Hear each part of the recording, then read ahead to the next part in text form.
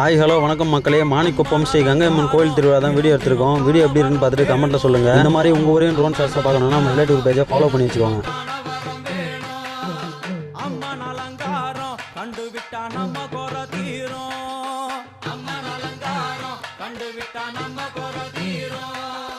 அம்மனுக்கு விரதம் ஆதி முதல் இன்று வரை வழக்கம்.